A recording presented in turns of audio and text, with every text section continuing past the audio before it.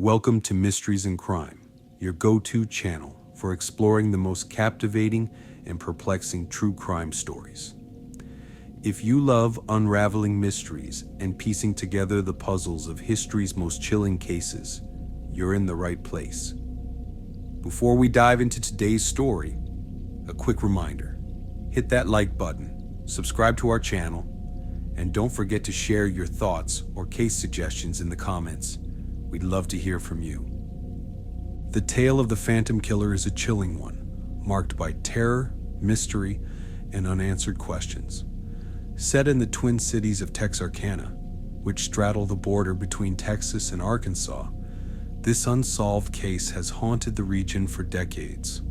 Known as the Texarkana Moonlight Murders, these attacks began in February 1946, leaving 5 people dead and several others injured.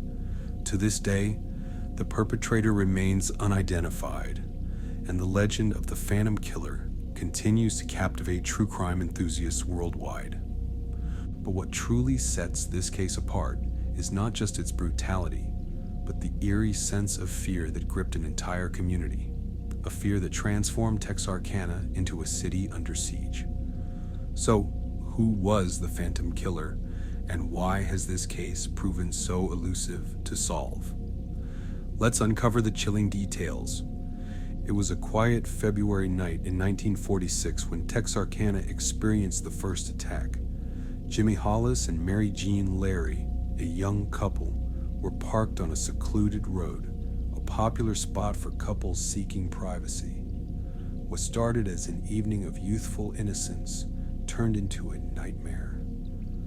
A man wearing a white mask, crudely fashioned from a pillowcase, with holes cut out for eyes, approached their car. He shone a flashlight through the window, ordering them out of the vehicle. Jimmy was brutally beaten with a pistol, sustaining severe head injuries, while Mary Jean was assaulted and left in a state of shock. Miraculously, both survived, but the attack was only the beginning of a terrifying spree. The assailant vanished into the night, leaving behind no clues, only fear. Barely a month later, on March 24th, the Phantom struck again. This time, he claimed his first victims, Richard Griffin and Polly Ann Moore. The couple was found dead in Griffin's car, parked along a lover's lane. They had been shot multiple times, and the scene bore the hallmark of a calculated and remorseless killer. Detectives noted the precision of the crime. No fingerprints, no witnesses, and no clear motive. The only thing left was the eerie consistency. A masked attacker striking couples in secluded areas. By now, the people of Texarkana were on high alert. Headlines blared warnings, and residents armed themselves. Gun shops saw a surge in sales, and curfews became a part of daily life. Fear seeped into every corner of the community. The local police, along with the Texas Rangers, launched an intensive investigation, but the killer seemed to be a ghost. He struck under the cover of darkness, leaving no trace and evading every effort to apprehend him. On April 14th, the killer claimed his next victims, Betty Jo Booker and Paul Martin. Betty Jo, a talented saxophonist, had just finished performing with her band. She and her friend Paul were last seen driving away in his car. Their bodies were discovered the following day, miles apart. Paul had been shot several times, while Betty Jo's body was found near a wooded area, her hands bound. The discovery sent shockwaves through Texarkana. Betty Jo's saxophone was never recovered, a haunting detail that would later become a symbol of the case's eerie nature. As investigators delved deeper into the case, they began noticing patterns. The Phantom seemed to target young couples, attacking them in remote areas.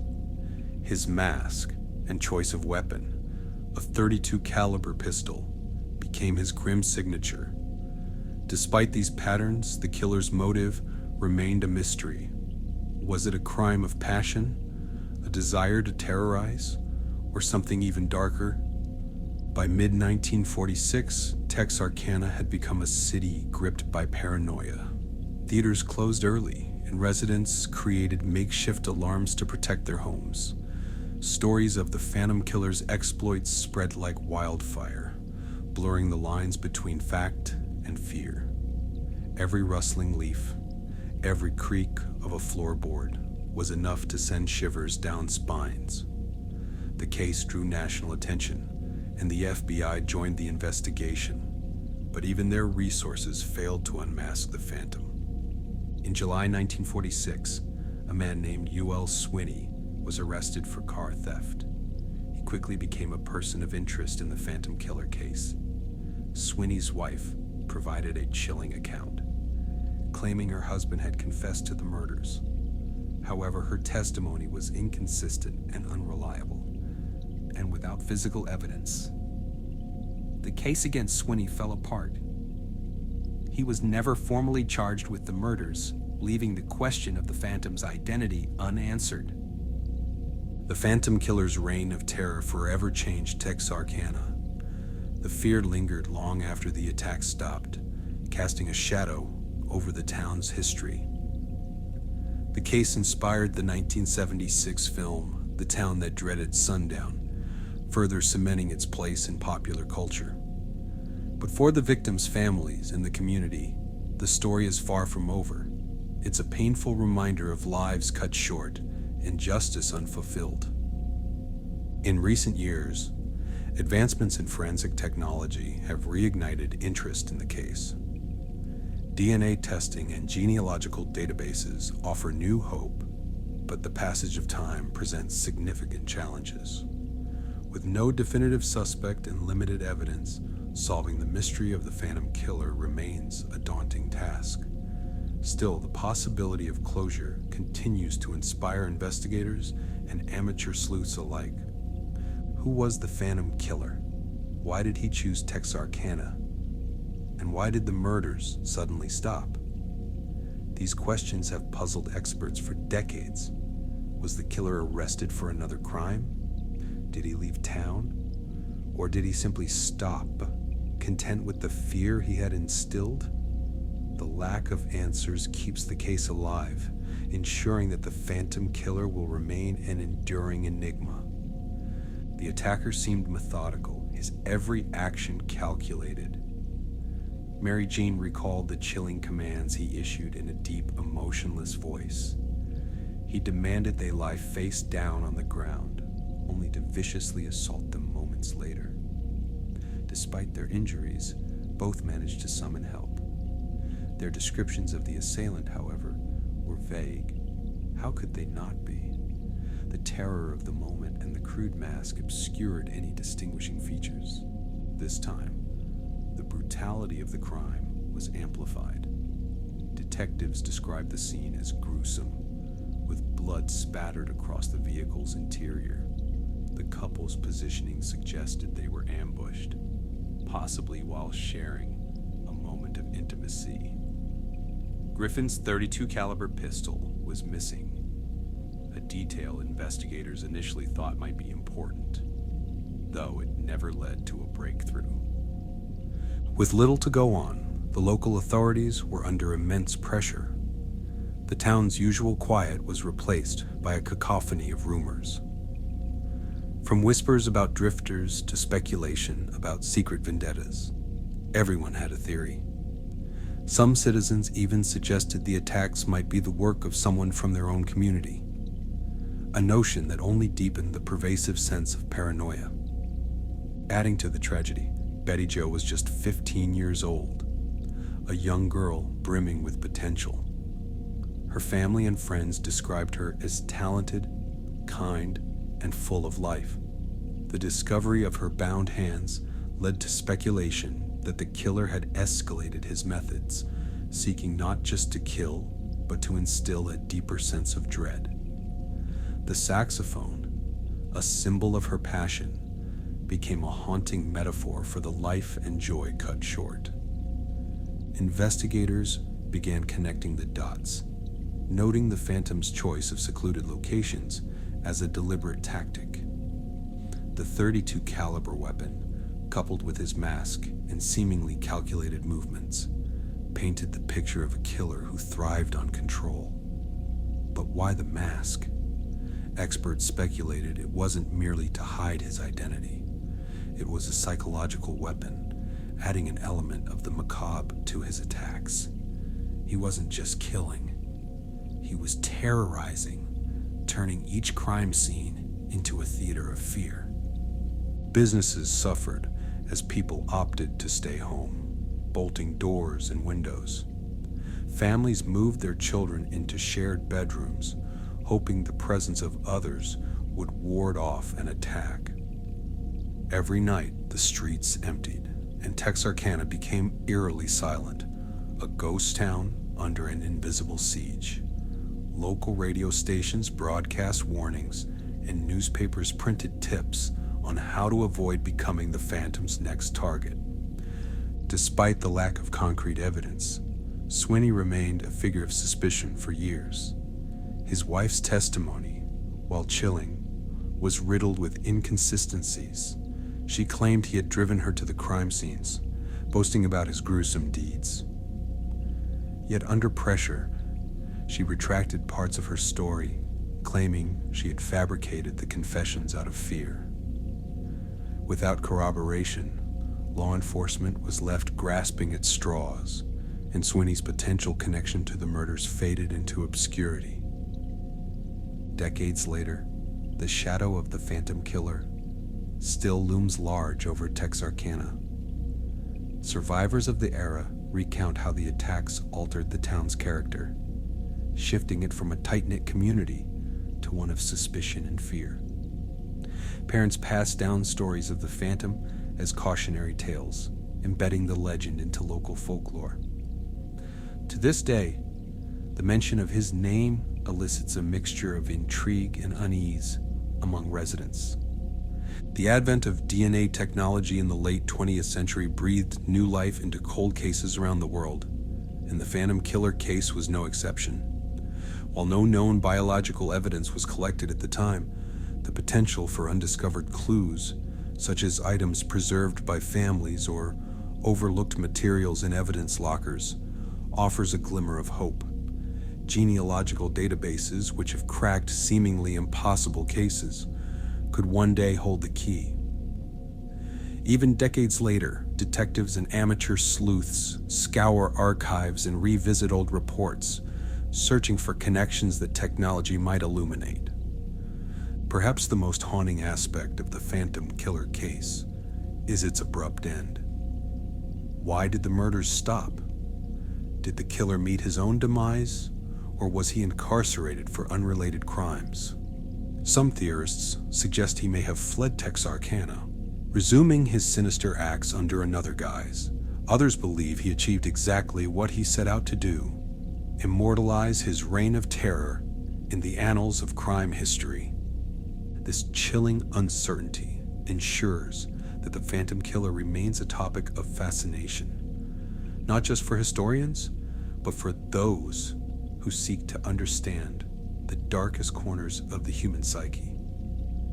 As we reflect on the Phantom Killer's legacy, one thing becomes clear: this case is more than just a mystery. It's a window into a community's resilience and a reminder of the fragility of justice. The haunting specter of unsolved crimes leaves an indelible mark, a puzzle that demands to be solved but resists every effort.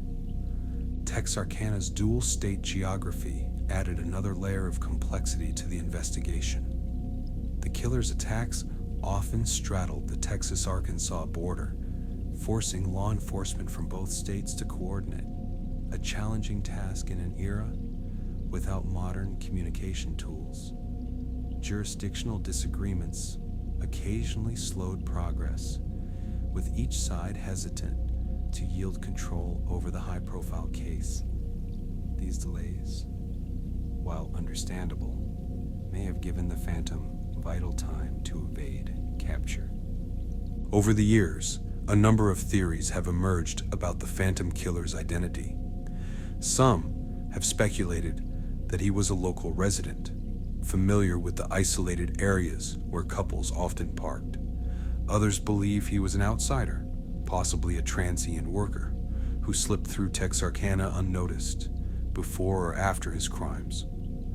A few fringe theories even suggest the killer might have had a military background, citing his precise and methodical actions as indicative of tactical training.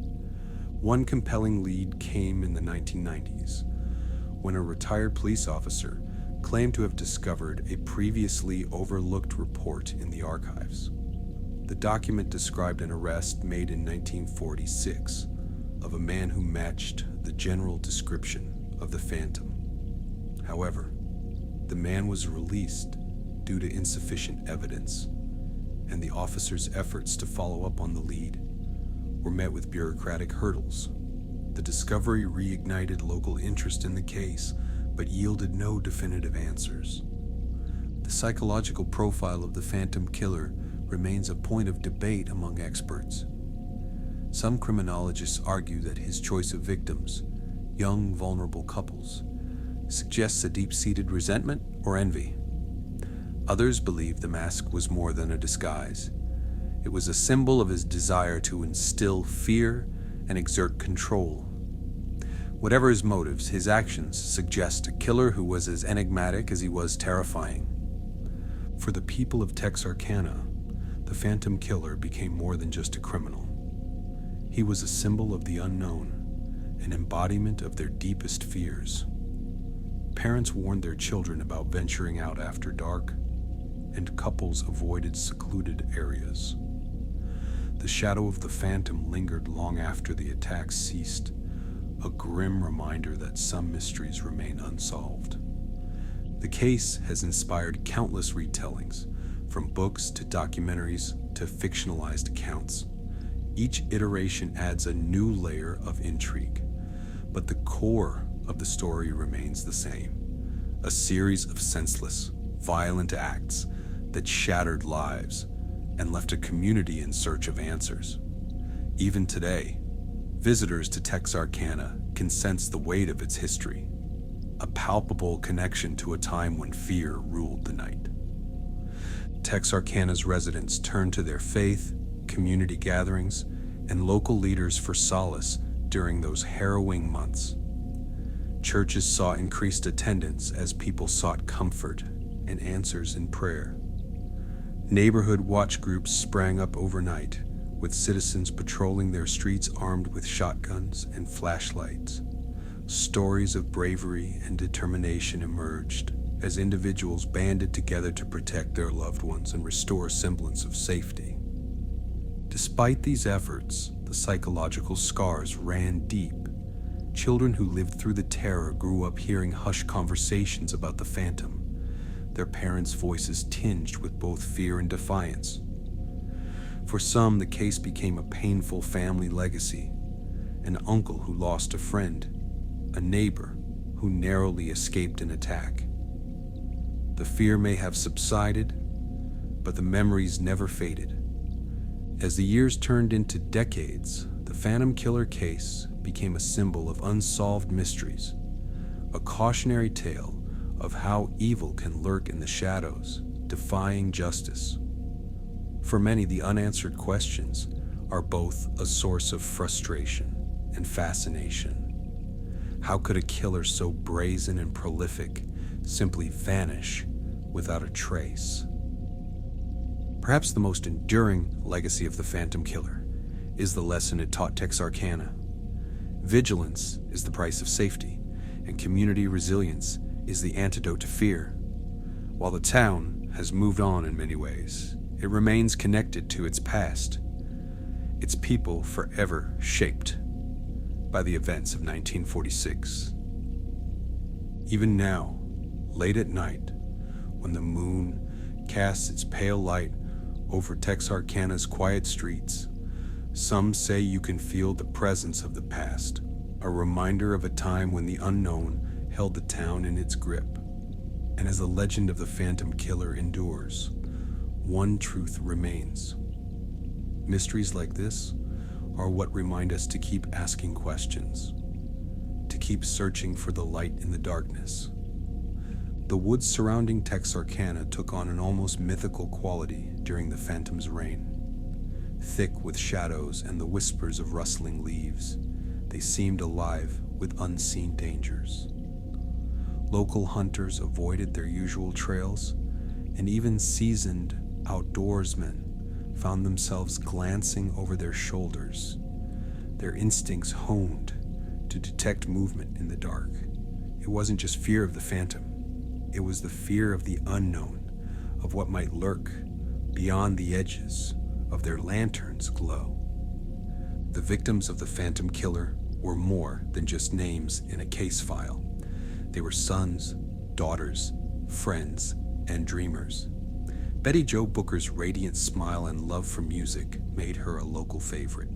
Her performances a highlight at community gatherings. Paul Martin, known for his kind heart and quick wit, had dreams of making a life for himself in the bustling post-war world. Their untimely deaths left an ache in the hearts of those who knew them, a pain that echoes even now through the decades. Thank you for joining us on this journey into the mysterious and tragic Texarkana Moonlight Murders. The story of the Phantom Killer is a poignant reminder of the fragility of life and the resilience of communities in the face of terror. If you enjoyed this video, please like, subscribe, and share your thoughts in the comments. We'd love to hear your theories or suggestions for future cases to explore. Until next time, stay curious, stay vigilant, and stay safe.